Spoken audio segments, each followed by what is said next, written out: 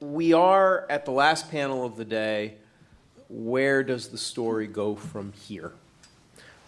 We're going to sort of open the conversation to new perspectives, new directions. Where does the story go from here locally for Newtown, the Danbury area, Connecticut? Where does the story go from here for the nation? Where does the story go from here for reporters? How do we think about individuals and families and communities? Where should we be looking as journalists? What kind of choices should we be making for ourselves? Wide open panel. We also, as has already come up a few times, have now overlaid on Sandy Hook another crisis, that in Boston, and we'll talk a little bit about that.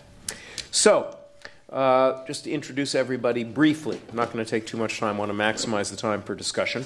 My immediate right is Dave Cullen. We have a covey of Cullens here today, two Cullens.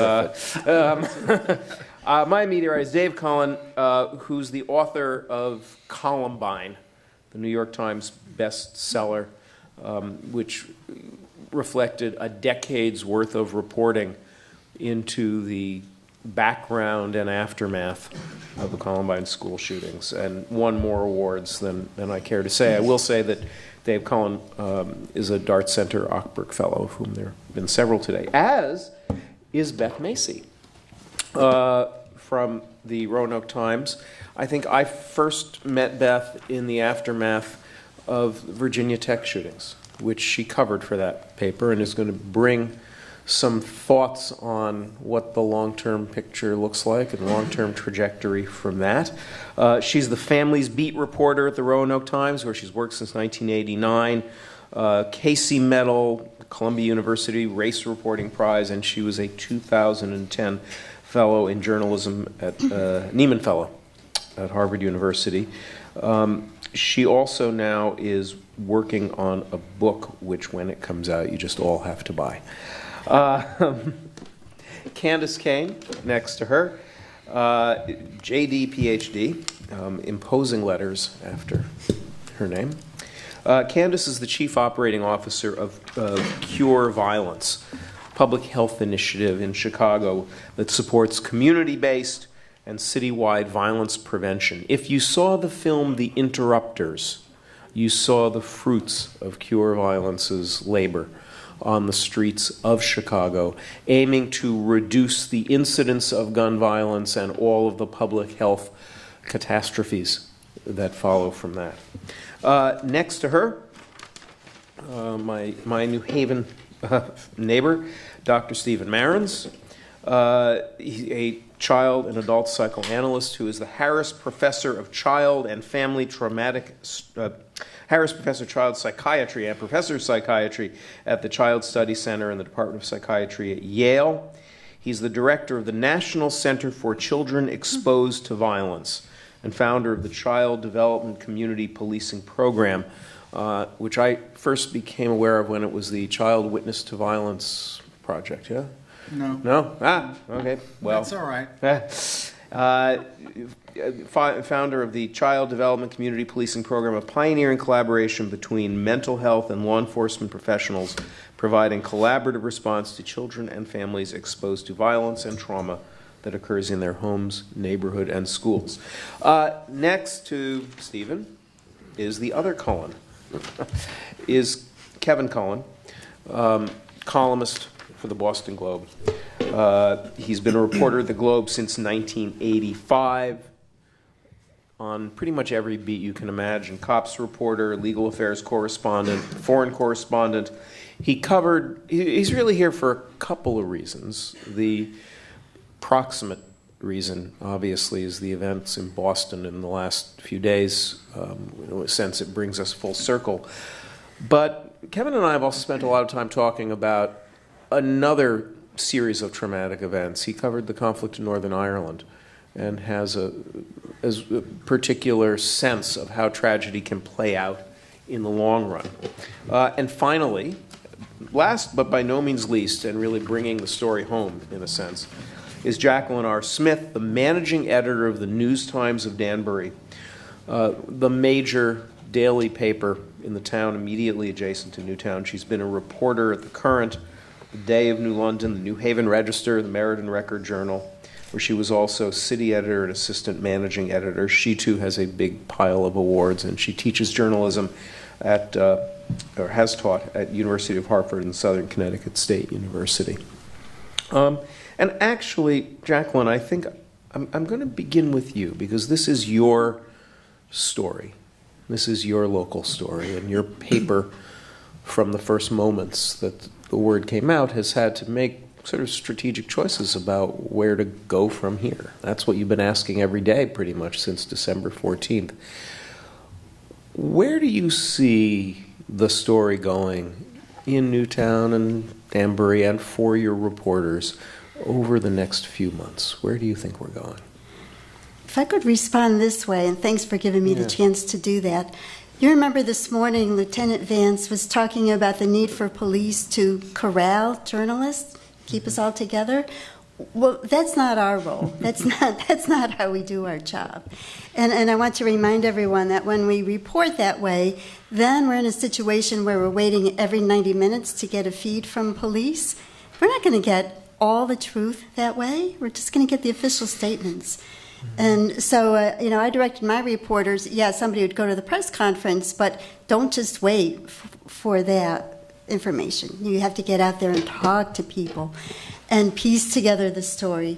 And sure, initially there were many items that were not correct, but I also want to remind budding journalists here that you keep pursuing anyway, because initially even the police were getting details wrong. We saw that when the affidavits came out, they were sealed and they came out 2 weeks ago. There were some items, like the police initially thought Adam Lanza was a teenager and he wasn't. Things in the long run didn't make a big difference, but as you report, as the story develops and you move along, you get closer and closer to the truth. Truth, though, is elusive, and when you ask where are we going, we will keep reporting the story on many levels, and it comes down to people coping with an unthinkable tragedy, and we have to help the community do that too. And we do it not just with the surface level stories, how to disperse the millions of dollars that have come in, and all the thousands of teddy bears too, but also, how does the community redefine itself? You hear people in Newtown saying we don't want to be known as the Sandy Hook tragedy people. We are Newtown. We are strong. So the role of the paper is to help that and to keep informing, keep pushing and prodding the investigative part of the story as well as the human part of the story. And as you look at your sort of editorial calendar, thinking forward for the next 6 months or a year, what do you think, not that we can always know, but what are you looking at as kind of the major markers? Where should we be paying attention to things likely to come up over the next period of time? In June, we expect that the investigative report will be coming out. The investigators have said that they think it would be June, and so we'll be pushing and hoping that happens. We would hope with that, as Elaine mentioned earlier, to be getting information about the journals that Adam Lanza kept. There were 7 of them brought out of the house, and maybe something would be revealed in the writing there. So that would be one of the first things. There's always anniversary stories, but we don't really like that as a hook, but I think people in the community expect it too.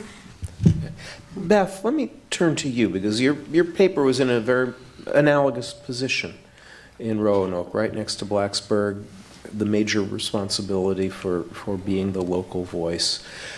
Talk a little bit about where you saw the story going for the paper, for the staff as reporters, and the role the paper played in the months and years after that. Talk a little bit about this. I can relate to a lot to what she's saying, because here we felt this was literally in our backyard, and there were, I think, 500 satellite trucks, and it was probably a little bit better than what you all experienced, because I understand there was really just 1 or 2 roads, and everybody was really close together, and Virginia Tech is a big campus, and also the families were all over Virginia and elsewhere, so there were lots of locales to go out to, maybe a bit more breathing room, but other than that, the experience seems very, very eerily similar.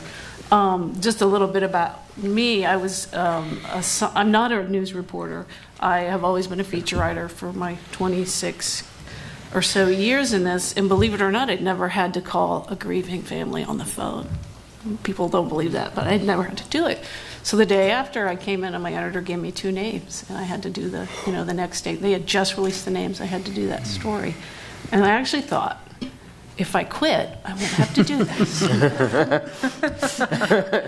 And I said to my friend, who has done a lot of these kinds of stories, I took him over to the corner, and I said, John, what do I do? He goes, call them up, tell them you're sorry, and see if they want to talk. And by that point, everybody was calling. I mean, the victim, the family that I got most attached to was a family in this community that we cover called Narrows, and it's a very rural, small town, 2,000 people. And the community, as the press came in, and they found Narrows, and they found Tracy Lane's house, and they were parked up in front of her house like train cars, and that community just embraced her, and they told the reporters to go away. And I remember one of them, I found out later, one of the men in our church went over and said to a Chicago Tribune reporter, I know you think you're from a tough town and all, but if you go messing with Tracy Lane, you're going to see what a tough town is. And so that's kind of what we were up against. Oprah personally was calling these families. And and I wrote the story that I could get, and I've been there a long time. I always say the bad thing about being in one place for a long time and being a reporter is, you can't go out and get half and half in your pajamas in the morning. But when something like this happens, somebody who knows somebody. So that's what we did. We just triangulated. I had a friend who happened to know the principal of this high school, and it turned out, okay, the family didn't want to talk, but they were getting ready for his funeral at his high school. He had been the valedictorian. He had lettered in 4 sports. He was the light of the town. He had just gotten a full scholarship for graduate school, and he had just, testified in his church that Sunday, the day before. And so the media, I just happened to find out from a friend of a friend that that's what they were doing. So I got the story I could get at every journey along the way. About 3 weeks later, I wrote a story about the engineering department and how they were trying to do final grades when 8 of the professors had been killed, and the graduate students, and eight professors and graduate students, and numerous of the students, and how were they going to do the grades? And by then they were willing to talk to me. So I just tried to go to every level to get them to talk when they were ready, and not to hound them when they said not to hound them. Our editor sent a great note, and I know you're the same kind of editor. This was maybe the 3rd or 4th day, and I don't think anybody had slept. She wrote a note saying, I know all these trucks are here, and everybody's pressuring you all, but I just want you to remember they're going to leave, and we're going to still be here. And people won't remember if we got the facts first. They'll remember the way we treated them. And that was really a remarkable statement at the time, and it meant a lot. She brought massage therapists in. We were, maybe a week later, we were encouraged to talk to counselors, which I think some people did. I was talking to a friend of mine last night who lives here and is a CNN reporter, and he was covering all of this with me and kind of going through the same kind of stuff. And he's now covered Sandy Hook, and he covered Superstorm Sandy, and he gets in very deep with his subjects. And one of the things he said that he tells people when he's trying to get them to be interviewed in the immediate aftermath is that when they see not the best case stories happening, like sticking a microphone in a family that clearly doesn't want to talk, he said, they actually had to call the police reporter over, and then they didn't want to talk to anybody. And he actually said to them, I'm not a media entity, I'm a person. And I thought that was he was just very direct. I've covered this kind of thing before. But I guess my advice going forward is to get the story you can. And then also, I did want to talk a little bit about self-care, which came up a bit in the last session. And I think it was helpful that each of the families, like they didn't have to deal with, they had to deal with all the media coming in, but our editors, because we had assigned families, it helped a lot that you just had to deal with one person from our news organization, and that seemed to help. I think some of the advice, I think from some folks from your paper called and said, gave us just kind of advice looking ahead. We got support, we got care packages in the mail from the people who would cover the Oklahoma City bombing. We had somebody from your paper just called and said, here's what you should do, here's what you should not do. That meant a lot to people.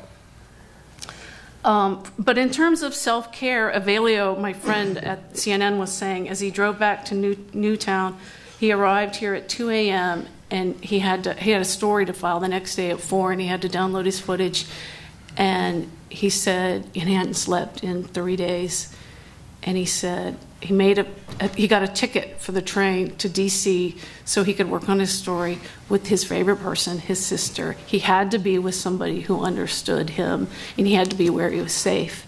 And I thought that was just really great advice. So I guess if I could talk to the reporters who are covering this and looking forward, I would say take care of yourselves and take care of each other.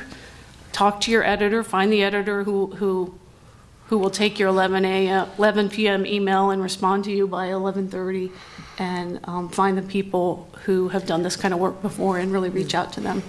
What kinds of stories as you got past that breaking news phase and ended up at the 6-month phase and toward anniversaries and so on, what kinds of stories seem to resonate for the community? What kinds of choices did the paper make? Well, we had different teams. We had our Mike Gangloff was covering the mental health in the state. We had somebody in Richmond covering what was going on there with the gun show loophole. It was fairly well organized.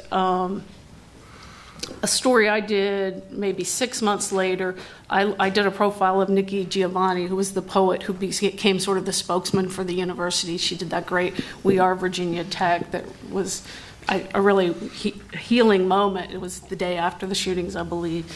And she hadn't been willing to talk at the time, but 6 months later she was willing to basically say everything, including the controversial part of her story. She had been the shooter's teacher, and she had been the one that wanted him kicked out of her classroom because the other students were really uncomfortable with some of the things he was writing. And, so going back later, maybe somebody doesn't want to talk to you in the first 3-4 months, but, go back maybe 6 months later. And so she'll recount to me what it's like when she's kind of, this radical poet. And the administration was very nervous that she would be speaking and sitting next to President George Bush. And she kept saying to herself, don't punk the president, don't punk the president. So, those are the kinds of things people don't feel free to share with you. And I think also, too, people who say no, people change their minds. So go back later and see, with respect. All right. And we can come back to lessons from Virginia Tech. Stephen, you've been looking for years now at families and communities in the aftermath of violence, and you were supportive behind the scenes in Newtown as well. Where do you think journalists... What are the stories that are going to be important to be told in this next phase? Either to fill in what's been missed and gotten wrong, but even more so to put stuff on the agenda that should be there. Well, the perspective I guess I bring is working directly with families and communities, not just Newtown directly, but New Haven and other locations around the country post 9/11 with colleagues in New York City, post Katrina and Hurricane Rita. Our team has been involved with lots of awful events. And I was thinking when I first went to Newtown on the Friday evening that I felt like I was having a bit of deja vu because it reminded me of going to Jonesboro in the early 90s with the multiple satellite vans, et cetera. And as I've been listening today, I've been thinking about what is it that's so particular? Why are we even having this meeting? I mean, I think there are obvious reasons, but they're enormously informative, and it's some of what we've learned over the years. I guess one way of thinking about next steps forward is thinking about why this is such a special topic for all of us, not just as journalists or mental health providers, but as human beings. And I think there's something about going to not overusing the word trauma, but using it as an anchor point. Because we really define trauma from a clinical point of view, from a human functioning point of view, as a traumatic event is one that's unanticipated, overwhelming, and dangerous, leaving us feeling helpless and out of control. So much so that the event and that experience changes the way we think, the way our brains operate. And it's one of the reasons why there are so many normal symptoms that follow. And if we use that as an anchor, then maybe we can think about the ways in which, as a country, when we are hit by something that is so unanticipated, so uncontrollable, so unavoidable, and leaves us all feeling so terrified and helpless, why it is that we have such a difficult time and how our responses are a reflection of what we share. So the challenge is, it seems to me, is something of a tension on two levels. One is knowledge, we hope, is a tool for mastering, right? But what happens when we don't have knowledge and we don't have information because it's not available to allow us to master? It came up in the earlier panel when we were talking about red flags. We go to red flags, we go to diagnoses, and by the way, it's not just the questions the media asks, it's the answers that professionals give when they don't have data, but they're willing to give diagnoses and speculate, which I actually find enormously dangerous. But why are people doing that? Because if we have an answer, then we can undo the very nature of our helplessness and the very terror of being so out of control. But does it help us? And I would suggest the answer is no. That what it actually does is allow us to sidestep or help us to try to sidestep what we're all dealing with and sharing because we're human beings, which is the awfulness of what has occurred and the awfulness of our helplessness. So I do think that media plays an enormously important role and will continue to play a role, which is we don't talk. We have a policy at Yale in terms of our trauma work. We don't talk to journalists about the specific work we do in the community in which we're operating, in the same way that as a psychoanalyst I would never talk to a journalist about a patient with whom I'm working. But what we did do, and we did a lot of interviews post-Newtown, as we've done in the past, is when journalists are asking, how do you help parents, how do you help adults think through, anticipate, and take care of themselves? How do they support each other? How does a community come together? I think this has been just such an incredibly important and useful role that the media has played, not just post-Newtown, but in any event that we've been involved. Where I think the tension is that there's something of a live wire effect. That is, that we are drawn, compelled to search for answers that help us feel better, not consciously, but aimed to get us grounded in ways that can't be achieved. And so for those people who sit glued to their televisions for days at end and are symptomatic, we tell them, turn your television off. The stimulation is not fulfilling the mastery function. It's actually re-arousing the very circuits in our brains that keep us feeling agitated and vulnerable and keep us isolated from each other. So at one level, there's a challenge about what is it that we're looking for while also wanting to provide as much information as is available. But here's the other tension. What about the community itself? And what are the needs of the broader community, the country, and what's the impact of those needs being fulfilled on the community that is the most direct victim? And I'm not just talking about the families that lost loved ones, but the families of children who witnessed the carnage.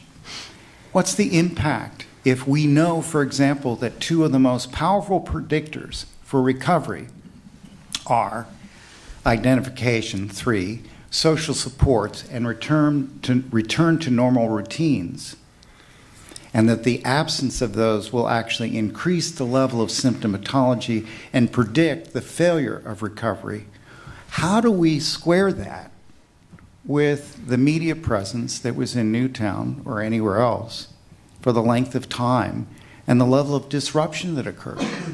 I'm not suggesting I have an answer, but I am suggesting it poses a problem. And to your wonderful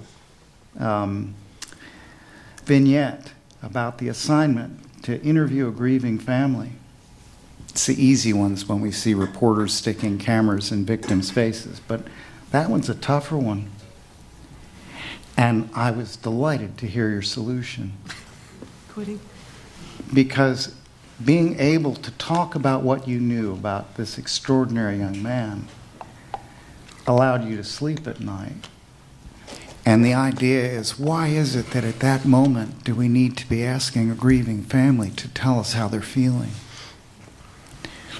I don't think we need to be critical of ourselves, because actually there are good reasons why we want to know and why these events stir up so much.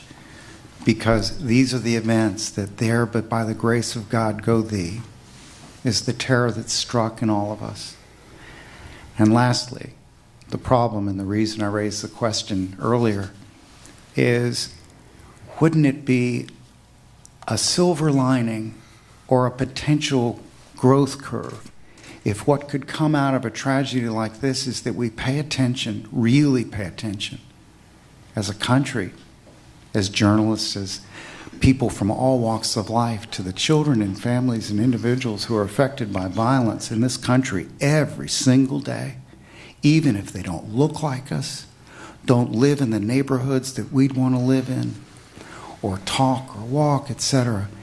So these are the real opportunities, and they're also the opportunities to no longer just be helpless, but to then turn our attention to the fact that we have solutions to, as Jim was pointing out, the majority of the types of violence that affect the greatest number of people every day. Thank you. And we may circle back and press you for some specifics on imagining what stories like that might look like.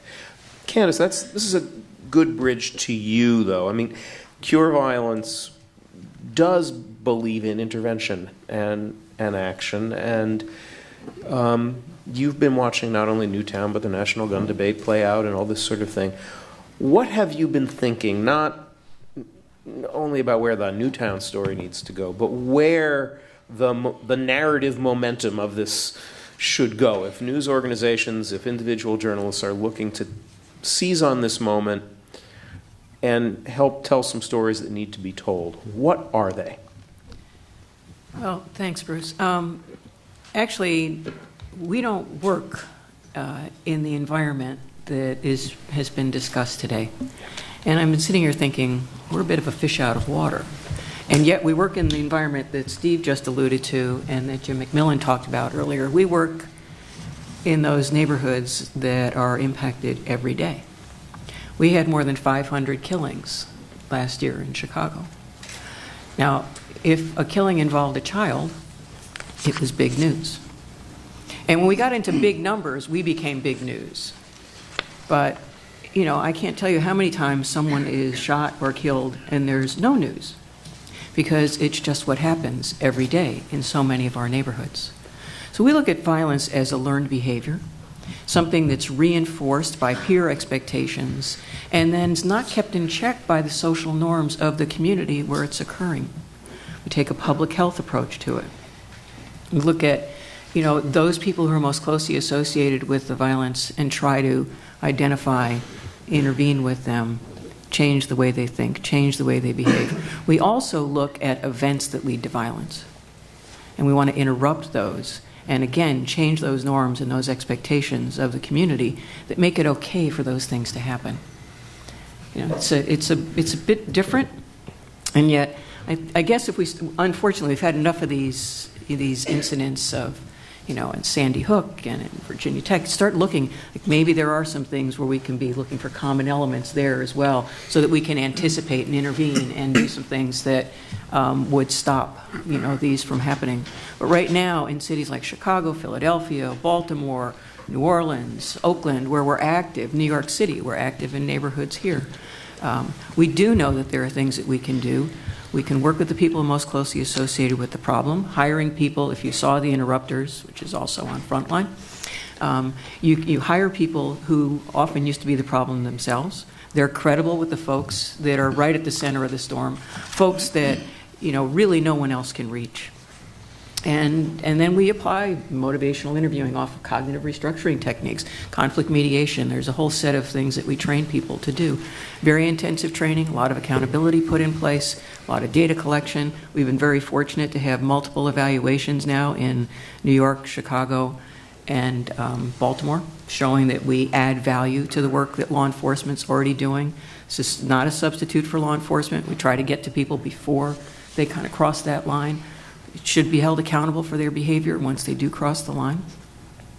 And we're having good success. So, you know, it's when I look at the press and I think, well, what can the media do to help with programs like ours? We can tell our story, let people know that there's another way of looking at this issue.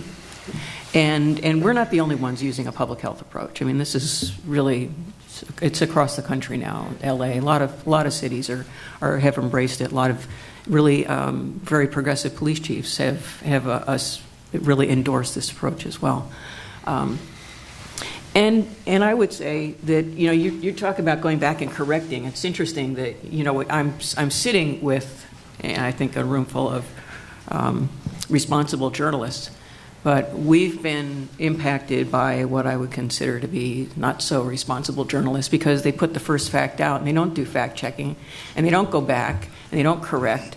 And when you're telling a story of a program like ours, it's really important to get it right. And if you don't get it right, then take responsibility for it, you know. So, talk a little bit about how embracing a public health understanding of gun violence has shaped the work that you do. What does that really mean? It's easy to throw that around. What does that really mean? Well, we do look at this as an epidemic, violence as an epidemic, something that behaves like an epidemic. So it clusters in neighborhoods. You know, if you look at all of your crime data, hotspots, you know, clusters, just like epidemics would cluster. And it spreads. It starts and then becomes infectious. Well, that's when we talk about it's learned. It's obviously not something, I don't touch Steve and he becomes violent if I'm violent. But, you know, it's learned. And it's picked up, because if this is the way people behave in your neighborhood, if this is what you see in your family, if you yourself have been the victim in your neighborhood, and trauma, you talk about trauma, you know, it's not just the people that we work with, it's the participants in the program, it's our workers as well. You talk about care, you know, everybody has to be very vigilant to make sure that we have a system of care for all the folks that we work with. And it's something, I hate to say it, but we were a little late to the game with that. You know, we've only more recently been paying a lot more attention to the needs of our workers, because not only are they traumatized as a result of the work they're doing, but the history that they bring to the job that makes them so successful at the work. So you really have to be careful.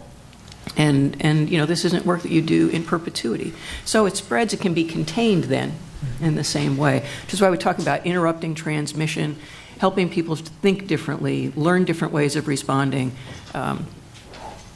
You know, most of the violence that we see that leads to, unfortunately, it leads to shootings and often killings in Chicago and in these other cities where we're working. It's not about gangs necessarily. It's about poor impulse control, poor decision making, you know, a lack of opportunities, not thinking, about the brain not having fully developed, you know. And sensation seeking sort of kicking in, fight or flight. I mean, just all these things you can talk more eloquently about than I can. But all this stuff comes into play. We look at someone, they look tough, they think they're tough, but they're really not so tough, and they're not so right thinking. And we need to help them to figure out other ways of coping. Okay.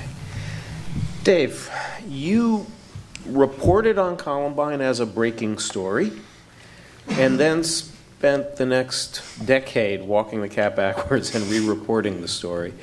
You've now been watching this play out for the last couple of months, and indeed Boston in the last few days. What have you been thinking as you've been listening today, and as you've watched the events, the remarkable events of the last few months? What's on your mind?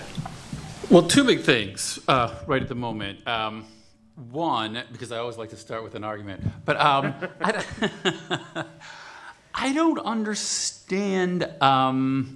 Is it Steve? Mm-hmm. I don't understand the idea that it doesn't help, if I understood you right, to understand why. Or did you just mean the victims? It doesn't help to understand, to answer the question why. No, I was trying to, number one, the fact is that, and I think we saw this recently with Newtown, that one of the things that was happening in the first few days, as was pointed out earlier, was that there was a search for a diagnosis. Right. And actually, there was quite destructive to those people who had children with Asperger's, because this was the diagnosis that was being touted.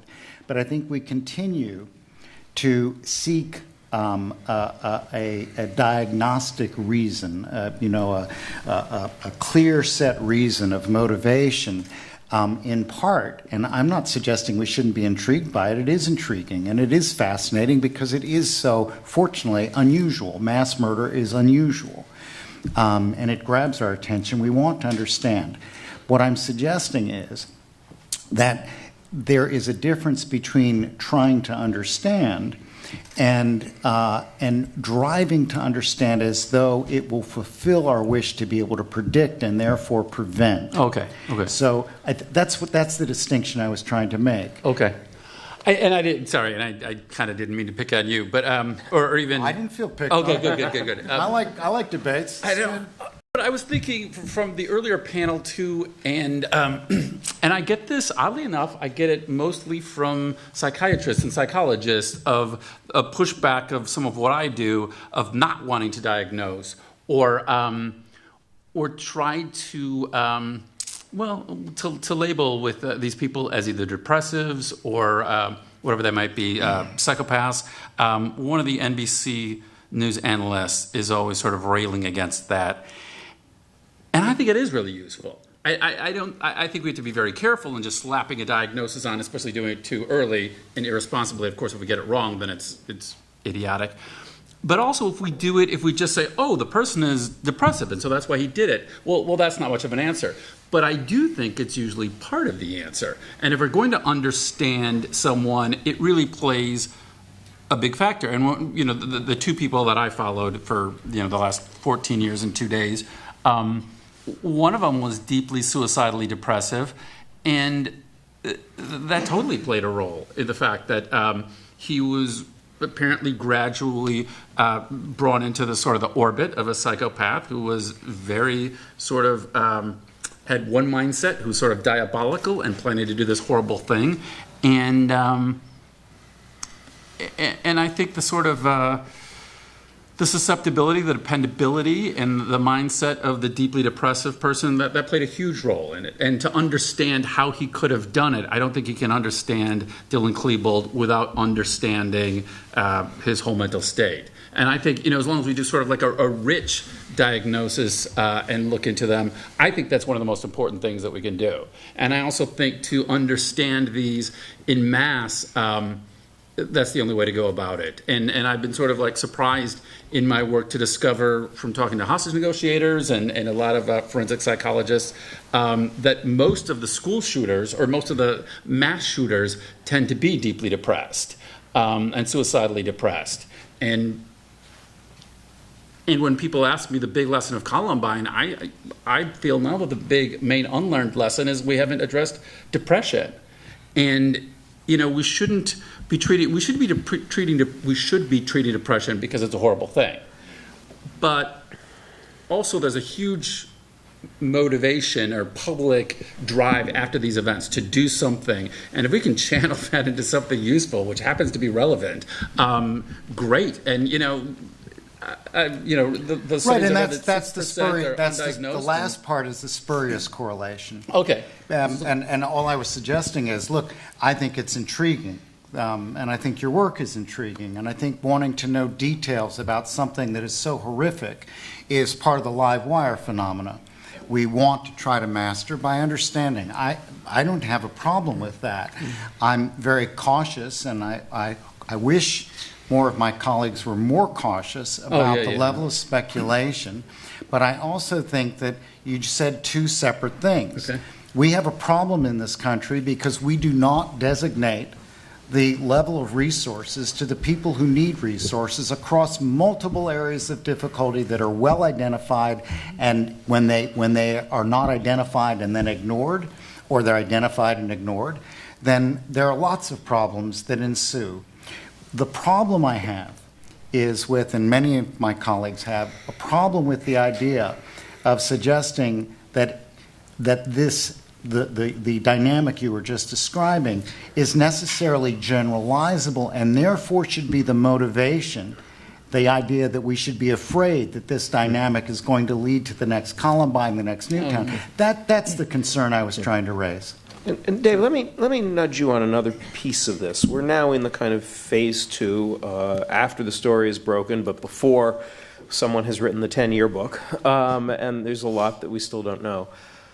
As you look back on the press coverage, not only the sort of the breaking coverage in which the trench coat mafia was gotten wrong and all that, but the first few months of coverage, what kinds of lessons do you think there are that can be usefully applied either to Sandy Hook or Boston to make the narrative that journalists are constructing now more productive, to serve news consumers and serve society and our need to understand or move forward in some sort of useful way?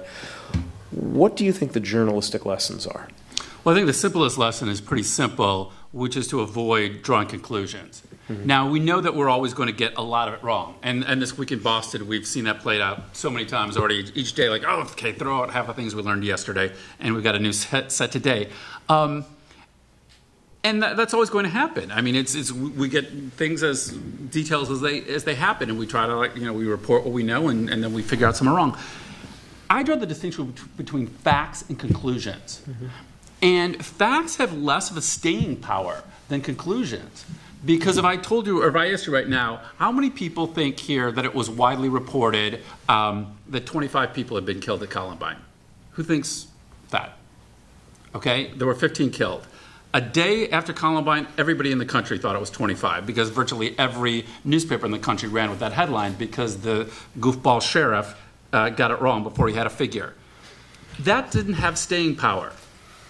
Now, how many people here, and we've got an educated audience, so it might be different, but how many people think that Columbine was largely about, goths, loners, outcasts from the trenchcoat mafia who went on a spree to revenge jocks? How many people believe that? Okay, some of you read the book, and you're also, I'm setting you up. But when I do this at high schools, at all sorts of different audiences, like 90% of the hands go up. So most people still think that's true. That has staying power because narratives and explanations have staying power. Once we figure out, oh, I get what's going on here, we remember that forever. We remember 9/11 happened because of Osama bin Laden. Oklahoma City happened because of, what was going on with Tim McVeigh. Those kinds of things stay in our mind. Spurious facts, details, no. The fact that the perpetrator, the name was mistaken the first day, that was horrible for that kid. So that's a problem because it really sort of screwed up his life, although his life as the brother is going to be screwed up anyway. But in terms of long-term impact, no one's going to misremember it. That name is not. So those kinds of facts, they don't stay. And while I say, of course, try to get every fact right and try to get it as soon as possible, there's much less lasting danger from the facts than when you start connecting them and drawing conclusions and putting a reason behind it too soon. And there's just one thing that's it. And sort of keep an open mind and keep like sort of all these things out on the table as possibilities. And you talked, when we get the journals out, do they have any estimate of when they're going to release those? Have they put any kind of date on that? The report will be released in June, they say. And the journals are going to come with that, do they say? I don't know. Yeah. Those tend to take a long time. I don't remember did we ever get everything from Joe? I mean, some he mailed to NBC, so we got it the next day. But did they ever release It everything? wasn't all released. I didn't We think it had a big was, yeah. report by the Yeah. Governor's Commission. There was a lot 6 or 8, redacted. yeah. Yeah. And with Columbine, it took more than 7 years. It was a court battle all the way to the Colorado State Supreme Court, 7+ years after that we got the journals. So it could be a long way now. Hopefully, I don't think that's going to happen here. But it can be a long time. And we were shocked when, I was shocked after I spent years on it and I'd done profiles and about Eric being, depressed and all these different things. When I actually got my hands on his journal and I got a couple of pages, and there's about 8 or 10 pages of, I don't know if you can see, just full page hearts like this. I just could not believe my eyes. And nothing really prepared me for understanding how much love, as well as anger, was in that boy's heart. Until I saw page after page after this with, I love you on them. And some had lots of little different hearts. And I didn't get him. I won't ever fully get him, but I don't think I really got him completely until I saw this more than 7 years out. So you got to really be open to the evolving evidence. And at some point, we may hear more from their parents, and then we'll still understand and have to rewrite chapters of my book. But it's never a complete story. Okay. Kevin, we're coming full circle. At the beginning of the day, before you got here, we had some reporters reflecting on the sort of first phase of coverage when the wounds of Newtown were really fresh. And for you and your neighbors and your city, these wounds are still super fresh and the information is still coming out. And yet you as a journalist have covered the long trajectory of suffering as well as the breaking news. Mm-hmm. You've been listening here as people have talked about some of the issues coming out. You're thinking about your column for tomorrow. You're thinking about what's happened over the last few days. Where do you see journalists in Boston focusing their efforts now, and what are you thinking about yourself and where this story needs to go for you?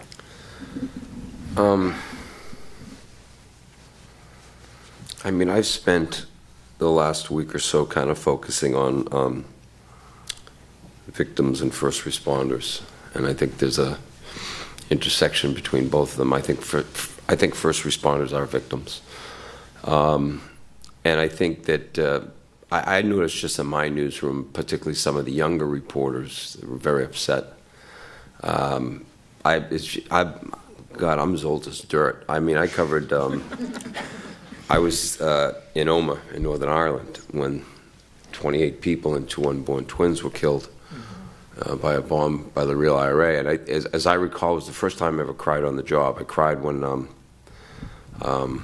I found these 2 women that they actually walked arm in arm down the street, and then they were killed in the blast. And I knew one of the RUC commanders at the time, and he told me their bodies were fused together. I started crying. First time I ever cried on the job. But I remember the day after I went down to give blood, and I had to wait 5 hours. There were so many people there. But then I covered London. I was in London within 8 hours of the bombing, and I had lived in London for 4 years and felt it was one of my homes, and I cared about it deeply. And that was hard and all that. There were more than 50 people killed in the 7/7 bombings, and but this is completely different. And I think the difference for me professionally is that I knew so many of the first responders. They weren't my sources, they were my friends.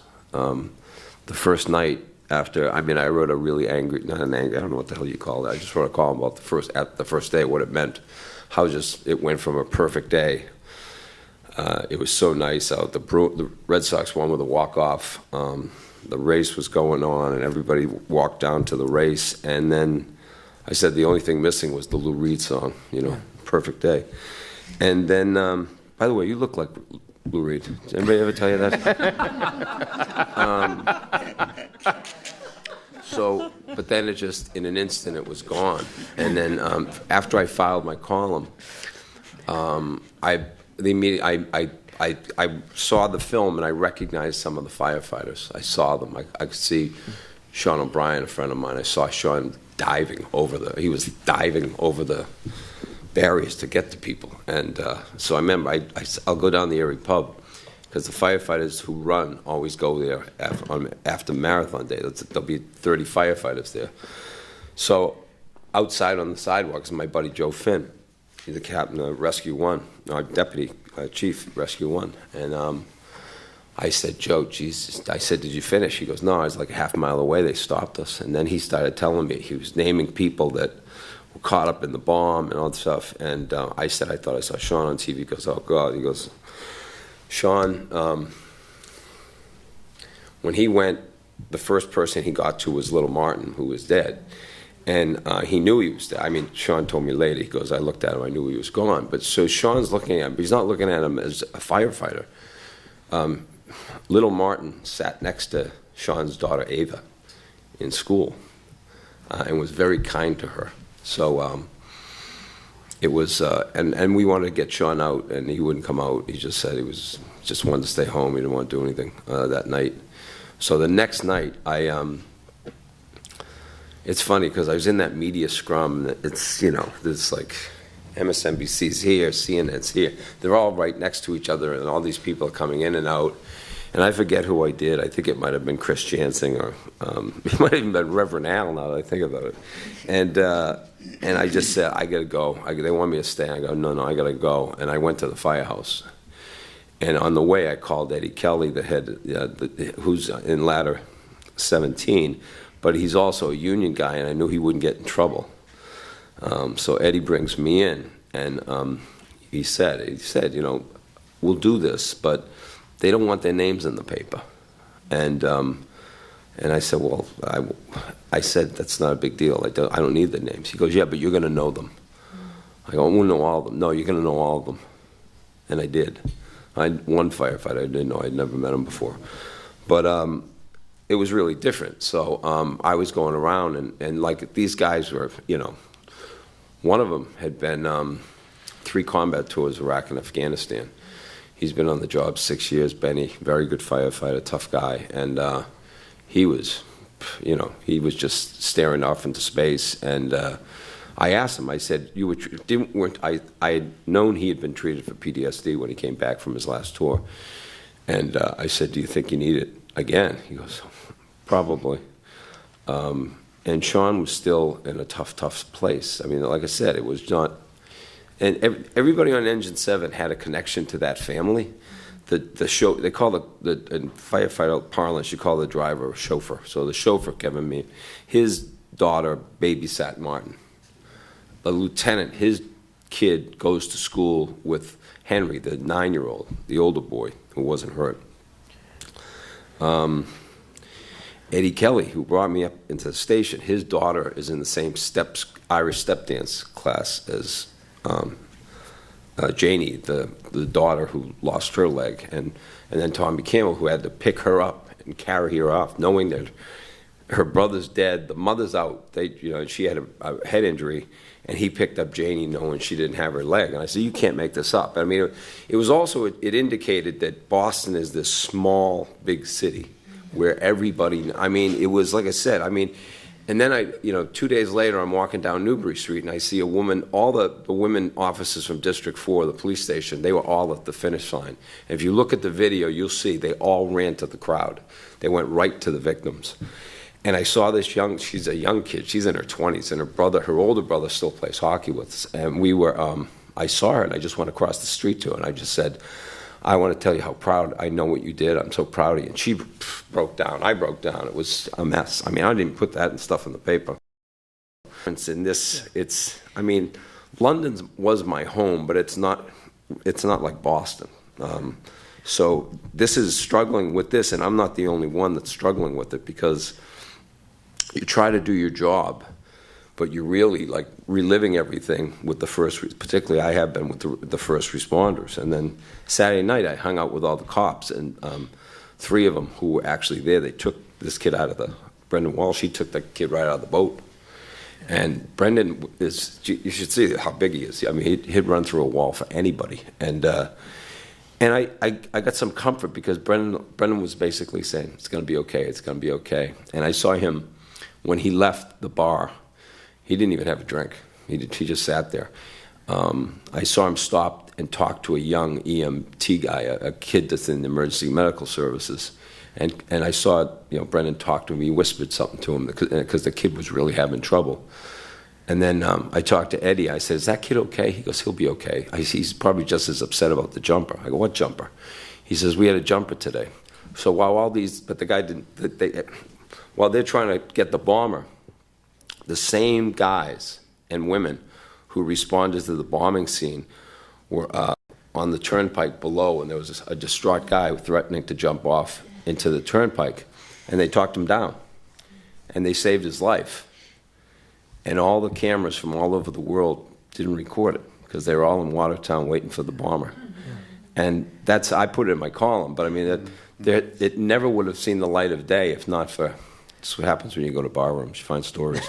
So part of your answer is going to be to keep that understanding of this as a community event, a community tragedy, and a community step forward, even as the politicians and the legal process and all that come into play. It sounds like that's where you're going to take Exactly. I really think it was important for the community to know about these stories of incredible selflessness, and also to know what these people were going through on a real personal level, that they weren't just doing their job. These were the neighbors. The other thing I found just remarkable is that they didn't give their neighbors any special treatment.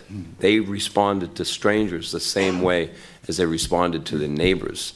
And I thought that was really important. I thought the town was focused, locked and loaded. Okay. And everybody was very, very, and the funny thing is, I've said this in media appearances, the whole legal end of it, the whole, they're going to prosecute him, people don't really even care about that. That isn't what we're focused on. We got to bury our dead, we got to heal our wounded, and we got to take care of our first responders. Everybody else will take care of that idiot that they just charged. Yeah. I'm not even thinking about him, to be honest. All right. Let's go to questions. Whether it's about Newtown or Boston, or this bigger question of where stories like this go from here. Anyone? A lot of rich stuff in the room here. Anybody? Or from online? Any of our live stream folks? Yeah, all right.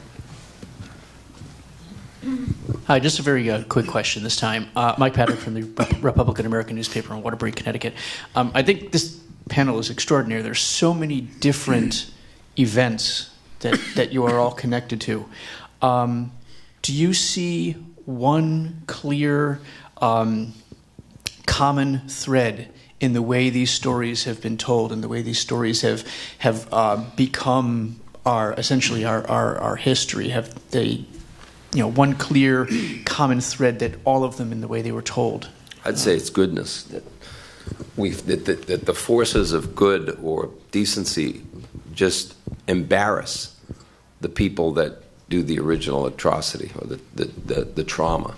Whoever inflicts the trauma at that moment has incredible power, whether it's at the end of a pointed gun or if it's at those clowns that put those bombs on Boylston Street. And then they look so puny and so pathetic when you see the forces that respond to that and respond so selflessly. And like I said, I've seen that everywhere. In all these stories, what Dave's talking about, what Jackie's talking about, Virginia Tech, and Oma and London, it repeats itself because you're just amazed and in awe of what ordinary people do in extraordinary circumstances. So that I talked with a very young 23-year-old kid, and I did a column about how her act of defiance, the way she could get back at the bombers in Boston was to move back into her apartment near the bombing site. And a small gesture, but that's what she could do. She told me something really interesting. She says, I've already memorized the name of Martin Richard, Lindsay Lou, and Crystal Campbell. She says, this was before they caught them, they'll catch these guys eventually. She says, I will not remember their names in 5 years. I thought that was an extraordinary thing for her to say. Anyone else on this, Stephen? Yeah. I would agree. I think that each of these events that we're talking about, they do have common themes in terms of what it is to be a human being. And part of that is to suffer and to feel pain and loss, sadness. And we always use the terms, we were a mess, right? I still am, Doc. No. But you know what? Why wouldn't you be? And I think one of the reasons that sometimes at these worst of times we are at our best is when we actually realize, and why we were so compelled by your more recent version, is that, too often when the events are tiny or they're personal, what do we not do? We don't acknowledge it to ourselves. We don't acknowledge it to anybody else. Okay, so you said you were a mess, but guess what? Every one of us in the same situation would have been just like you. And what's so extraordinary about Boston and about every place that we've talked about is that people came together, and they came together and were able to be human together, suffer together, cry together, but by God, to also pull together and find strength in each other. But then, and to move forward. But also, it changes your whole worldview. When everybody got up at Yankee Stadium last week and sang "Sweet Caroline," I'm like, there goes one of my shticks. I make fun of Yankees. So here's the I deal. can't make fun of Yankee fans anymore. Here's the deal. Here's the deal that we've not mastered, although we have at times in our history where it's not just been one awful thing, but one awful thing after another. Think about the wars we've pulled through together on. Think about the social movements that have required us to come together, et cetera. But on the issues of violence and the multiple forms, whether it's the unusual mass killing or the daily occurrence of street violence in our neighborhoods or the domestic violence that happens across this country every day, we've not yet been able to fully mobilize all the things that we've been describing about what we share, and to not just sing Sweet Caroline at the Yankees game, but to continue and turn the corner and to apply and assert our joint combined strength to pay attention to where we can actually find solutions and interventions.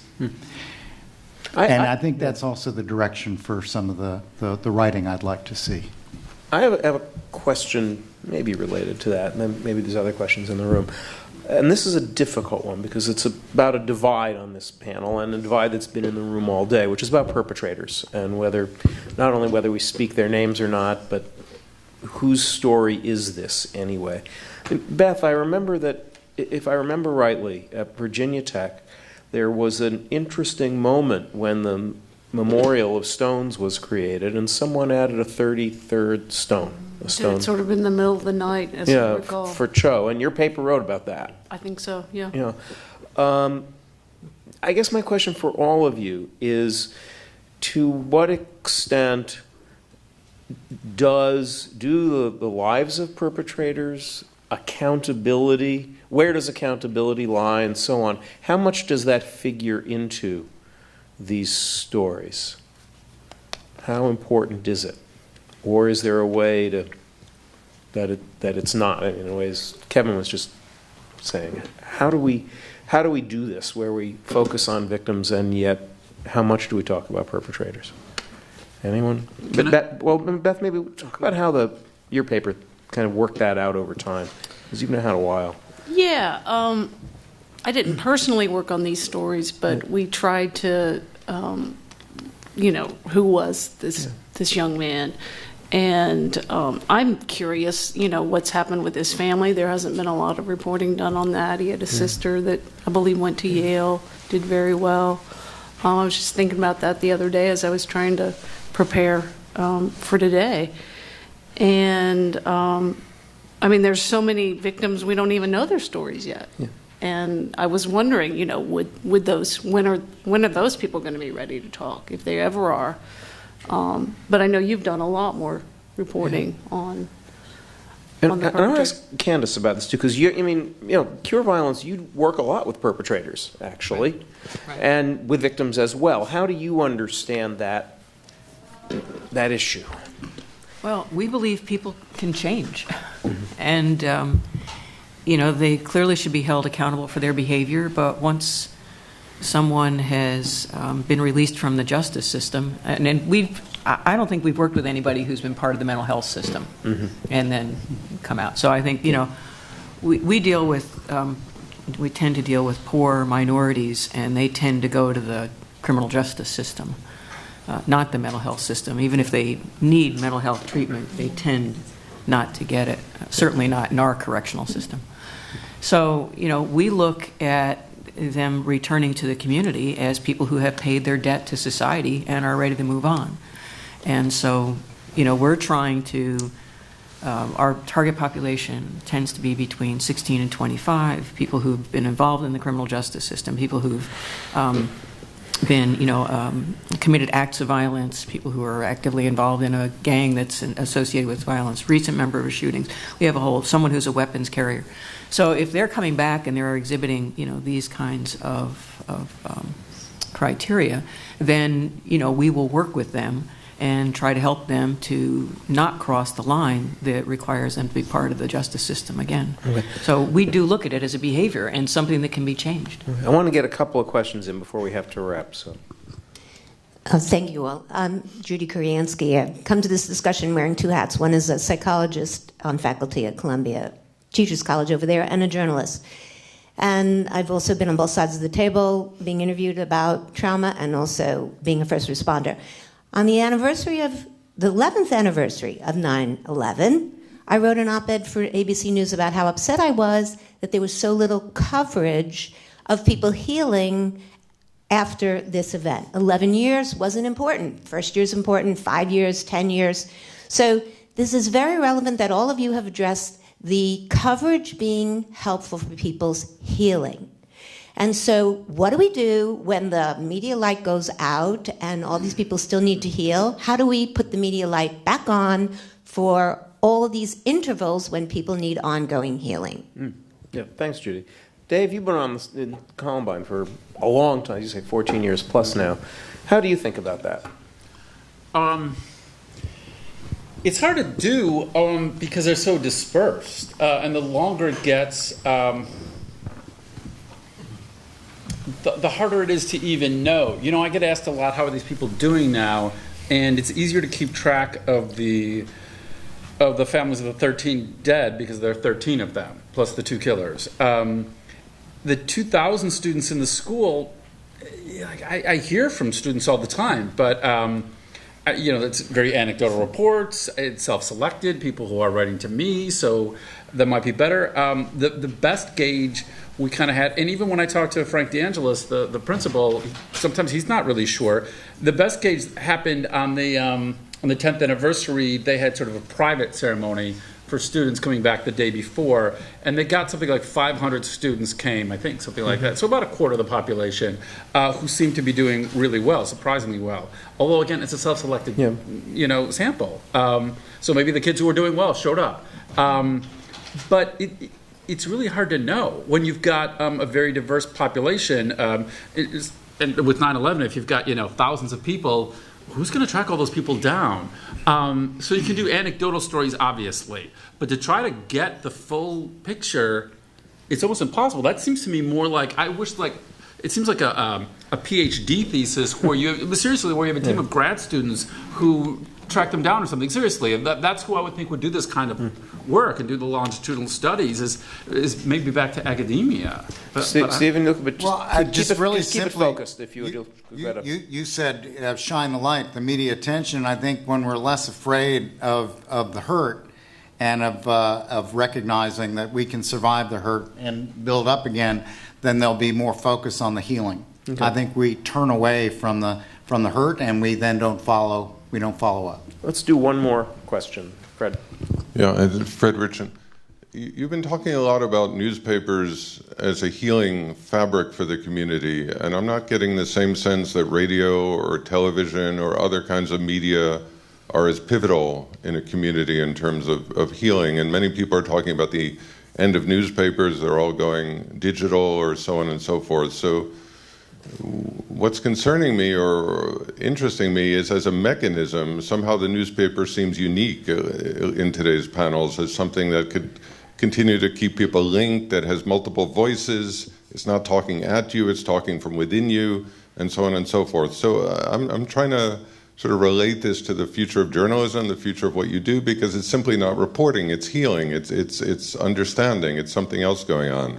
So do you have any comments on the uniqueness of newspaper versus other media, or is it just I think it has more a function of that, particularly, Jackie could explain it more in her town, and Beth could talk about it when she was at Roanoke, that you're part of the community, not just coming in with a legion of assistants and people who put makeup on and attaching microphones. You live in the community, and people treat you differently, and you treat them differently. I always say I was never more accountable as a newspaper reporter than my first job at the late lamented Transcript Telegram of Holyoke. Because if I wrote something, I remember like the secretary for the licensing board running down the hall, "Why did you write that about me?" I had to deal with her. I couldn't just blow out of town. So they're at you at the grocery store. Yeah, absolutely. I think that's the difference. Now, you could say, well, what about local television and radio? I think then it comes down to resources, and they probably just don't have as many people. Like WBUR, we have a terrific public radio station in Boston, but I don't know how many reporters they have. They might have 5 or 6, I don't even know. But I think it does come down to resources. When that bomb went off in Boston, I think we had 60 or 70 reporters out on the street. Yeah. That's a big difference. All right. I want to invite my co-conspirator, Emily, up here for any closing thoughts she may have. We've been on kind of a long journey today, and I promised Livestream and C-SPAN that we would land the plane on time here. It's been a long kind of trip through the first response, through victim experiences, through social media, very important questions about digital innovation and its ethical impact, and through this kind of in-depth look on where we may be going forward. Thoughts, queries? Thanks, Bruce. No, Joe. Well, first of all, thanks to everybody who took part, and particularly the panellists, because I think that somebody in the previous session said it's important to examine stories and their impact, and this picking apart of what we do as journalists and the impact it has on the communities that we cover is actually not something which we do automatically as a response to our work. And I think that that's something that I would take away from this, which is that to hear all perspectives and all sides of a story and to think about how we can make progress, both in terms of standards of reporting, how journalists feel about the stories, how communities feel about the stories, is very, very important. I think that we have a really sort of unfortunately, as Bruce has said various times, he's used the phrase several times today about the next tragedy, because we all know as journalists that there will be one. And I think that in that framework, we've heard several things today, particularly from people involved in perhaps parts of the stories that we don't always examine when we're covering them or discussing them. which particularly sort of appending to how we talk about issues like mental health, etc. I think it's very important that we produce standards around these issues, that journalists pay attention to them, but also that we realise. I think it was a member of this panel said that we're also we're first responders as well. That we're both traumatised by these events, but also we have a responsibility in them.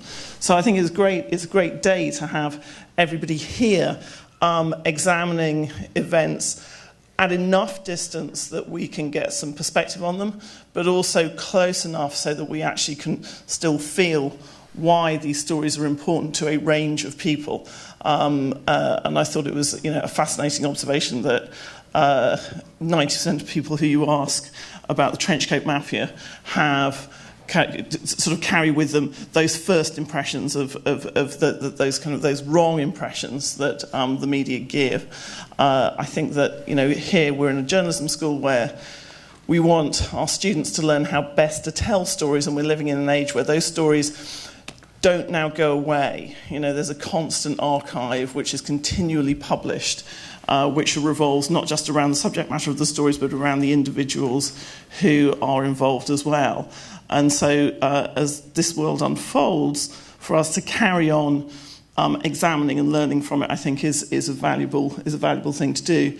And as I say, they have great resources on the DART Centre website for journalists to look at.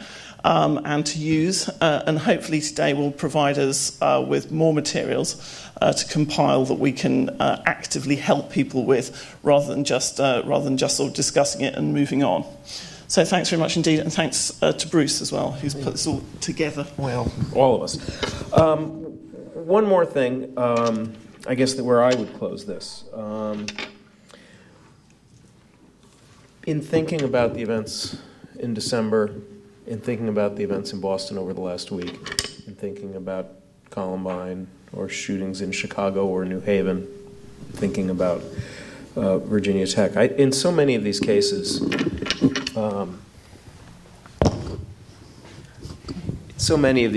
I think there's the legal process that goes forward, and we spend a lot of our time as reporters in courtrooms reporting on the legal process, and that's news. But the truth is that for 26 children and teachers who have been killed in an instant, or for one child or one adult killed on the street in a neighborhood, or for any of these incidents, there's not really legal justice. There's not really justice for anyone losing a child.